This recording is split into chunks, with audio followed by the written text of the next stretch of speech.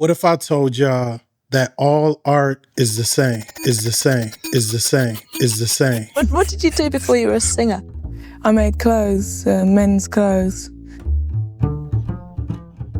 And for 3 years I went to an art college and did fashion, a college called St Martin's in London. And then for a year I made actually soul clothes, and that's when I started singing. So I had to make a choice between doing the two because I didn't have enough time to run both things. A lot of times people conflate being a creative or being an artist with an actual industry. Well, I'm a painter first, and I kind of apply painting principles to music. I mean, I think my production skills are visual and not from the staff. You don't need to read in the studio because you can go direct to tape. You know, and I play with literate musicians who can transcribe my changes to play to them, and they're surprisingly unorthodox. They'll go to write it out, and it looks like it's an augmented, diminished, inverted, and they're very long, a lot of them. They go, oh, this is deceptive. Painting is your first language. Painting is your mother tongue. My mother tongue. So let's say, yeah. And music is a learned language. Industry is just this made up place where they're able to monetize creativity and monetize art.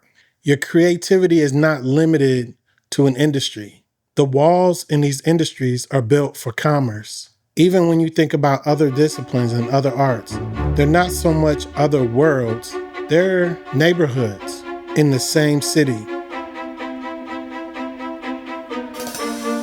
So instead of looking at it like I'm a drummer, you should look at it like I understand rhythm.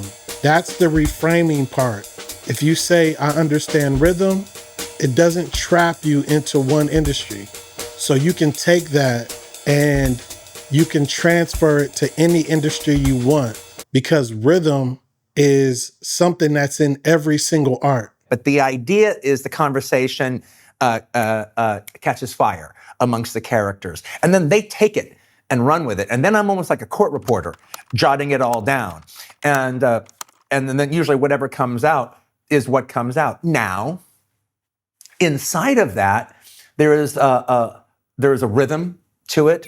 There is a musicality to it. There is a bit of rhyme that happens between some of the words and some of the phrases.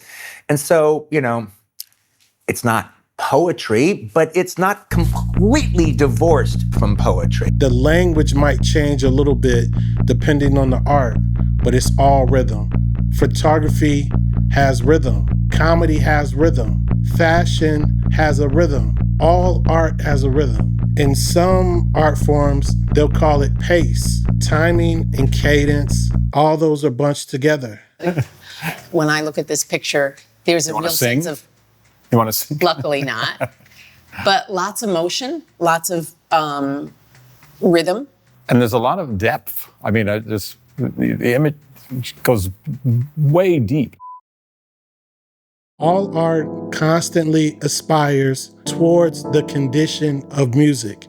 And that quote is from 1877 by Walter Pater. People talk about Jamie Foxx all the time as being talented, but I believe they recognize his talents because he's in many domains. I felt like Jamie is probably the most talented person in Hollywood, period. I would agree. I'm making that statement.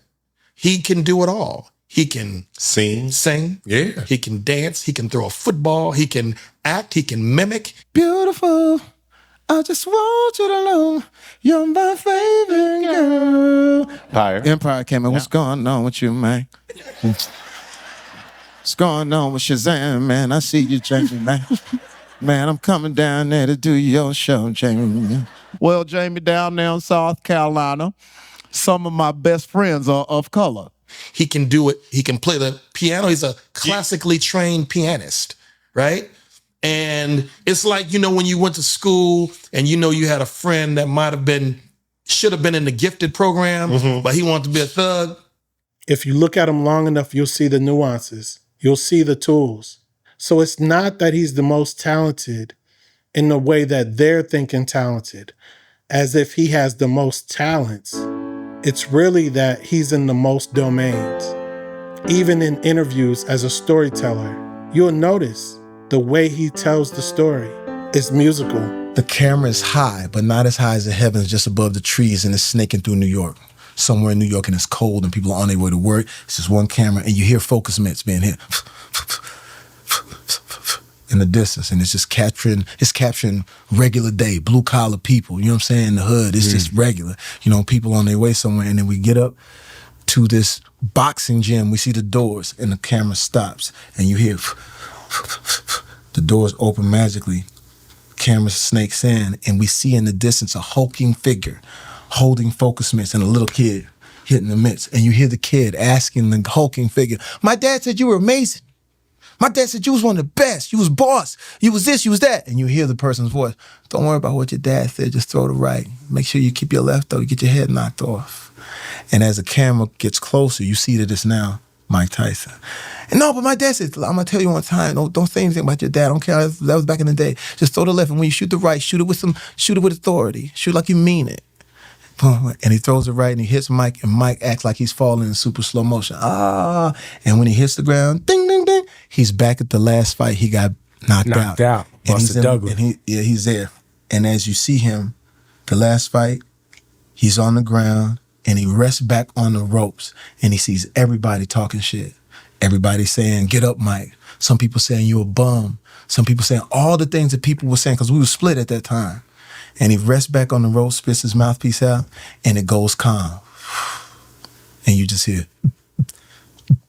and he's saying, "I'm done with all of this." And all of a sudden, just as we relax into that moment, the ref comes up, 1, 2. Yeah. And we flash back to the young Mike Tyson. He comes from being a musician, playing the piano. He has a certain cadence to him. You see it in all of the arts. They're the same tools. And so and the way you do an impersonation is usually about, it's musical. Like, say Kermit the Frog, right? So Kermit the Frog is, so it's sort of like the way you do your, you know what I'm saying? It's finding, right? So, so the actual voice tone is in the key of G for Kermit the Frog.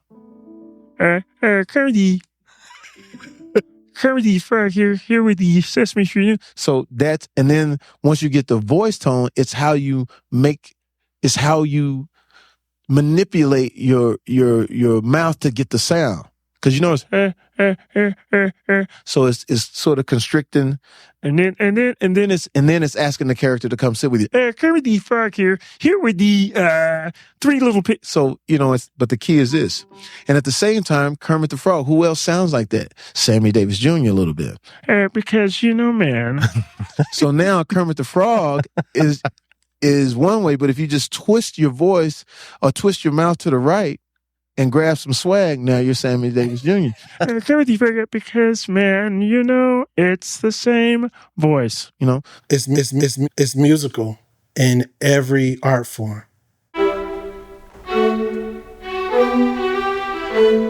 Once you start realizing that a lot of this language is just a different language for a different discipline, you see the connection. And then the amazing thing is then you start combining the arts. I don't know if George Lucas plays with Star Wars toys. He invented the characters, wrote the story, created the world, makes it. So for me, Denim Tears is a film. For me, it's a story. Yeah. And I'm telling it, and then I think I'm on to the next film. And I get my greatest joy from seeing people wear it. People who cross disciplines understands this. I heard this story from Quentin Tarantino where they were asking him about dialogue and how he writes dialogue. So he has a model for dialogue. And one of the people he uses to write dialogue is Richard Pryor. He just takes the cadence of it and he uses that in his mind to write the dialogue. Some of y'all just say, well, why don't you sell some of your boots? Some of your big fabulous hotel. Huh? That's what you say? Get rid of some of that expensive wardrobe. And that's easy for you to say because you have none of these things.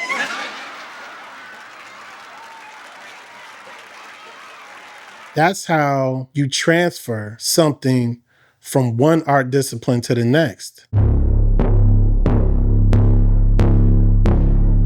If you're trying to create emotion, you have tension and release. Even painting, even comedy, music can be the same way. I had great teachers when I went to school. I went to a very small school in Rockville, Maryland called Omega Recording Studios. And they taught everything about music. So the very first thing that they said is just the way that you breathe, the way that life is cyclical. Everything in life is cyclical, right? Music is cyclical. We have to go somewhere. There's tension and then there's release. All great melody has tension, release, tension, release. That's the whole thing about us as human beings. You breathe in and you breathe out. Even writing novels, even film. What amazes me is you take that's what breaks the tension in your movies, because you have these really intense moments broken by a great conversation about a Big Mac. Yeah, well, they're not just gangster guys talking a bunch of gangster. Yeah, sure, Louis, bring him in the back. If you go into a room and you see that there's a guy in there and there's a gun on the table by his desk, cuts. You then go into another scene where somebody is walking into the house. A woman walks into the house. And then she goes into the room and you know that he has a gun in the room. But when she walks into the room, the gun is not on the table anymore. You're already tense because you're thinking, all right, this dude has a gun. The fact the gun is no longer on the table means he moved it. Is it on him? Is it under the pillow? Is it it's somewhere, and she's now in the room and you do not know what's going to happen. Now, the thing is, if the gun never goes off in that scenario and she manages to leave, you've created a lot of tension. And then he brings the gun out and then he has a look or he says something or whatever, and you realize why he didn't use it. The point is, the gun itself, there is some resolution to that. Tension and release. You introduce a conflict, you resolve a conflict. It's one of those tools that's in every art.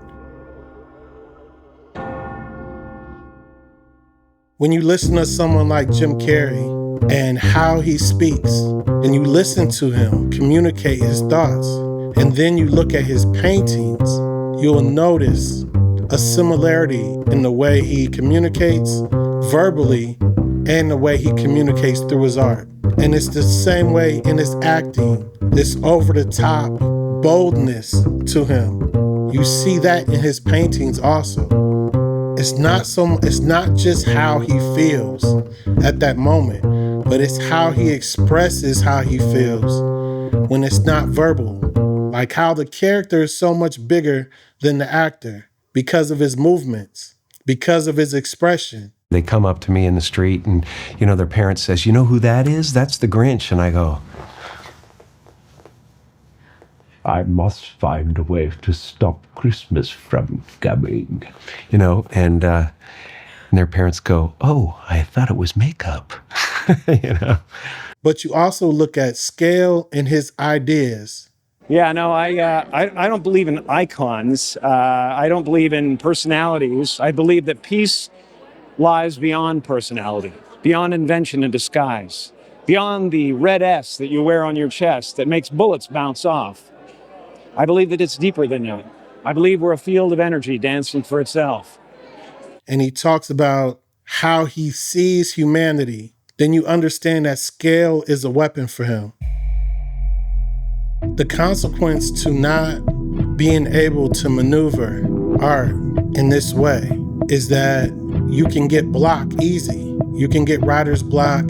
You can go through that process of running out of ideas or feeling overwhelmed. Well, I had a way of working through musical problems by painting them out at one time, and that seems to have disappeared over the years. But you've lost that ability? Yeah. For one reason or another, that seems to have changed now. To where you can't think, where you have a singer or a rapper who had a record deal and it didn't work out, and for the rest of their life they're chasing that same industry. They don't know how to reframe. If you try to make money from being a creative, you'll always run into this same issue. Stop defining yourself by an industry. Operate in many disciplines. Learn what you naturally understand. and what part it plays in the art, and then transfer it to another art. Play in many different domains. I can make you look, but I can't make you see. Seeing is a choice. This is Brian from The King's Hand. If you like my content, be sure to like, subscribe, and hit the notification bell. If you want to support the channel, please become a member. The appointed hand of the king.